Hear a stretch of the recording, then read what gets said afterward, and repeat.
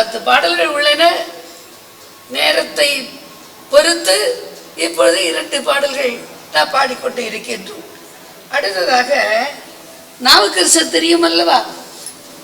அவர் எப்படியெல்லாம் துன்பப்பட்டார் தெரியுமா? சொல்லுங்கள்.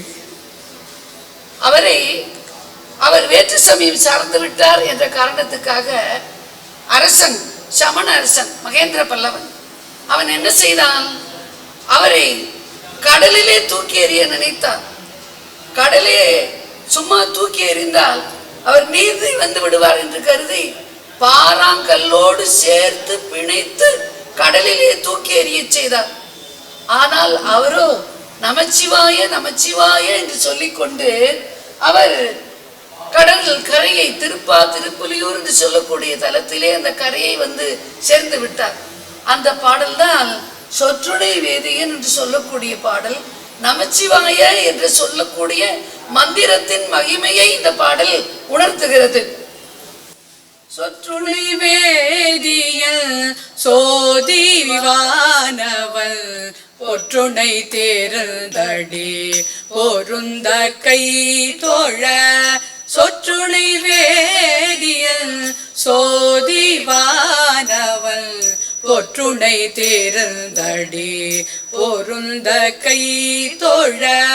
கல்சுனை பூட்டிவார் கடலில் பாய்ச்சினோ. கற்றுணை பூட்டிவார் கடலில் பாய்ச்சினோ. நற்றுணையாவது நமச்சிவாயவே. நற்றுணையாவது நமச்சிவாயவே. பூவினு கருங்கலம் பொங்கு தாமரை ஆவினு கருங்கலம் அரண் அஞ்சாடுதல்.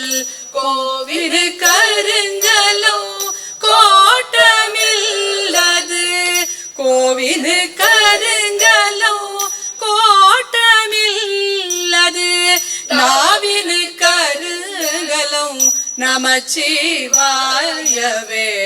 நாவினு கருங்கலம் நமச்சிவாயவே. மாப்பிணை தழுவிய மாதோர் பாகத்தன் பூப்பிணை திருந்தடி பொருந்த கை தோழ. நாப்பிணை தழுவிய நமச்சிவாய பத்தும். நாப்பிணை தழுவிய நமச்சிவாய பத்தும்.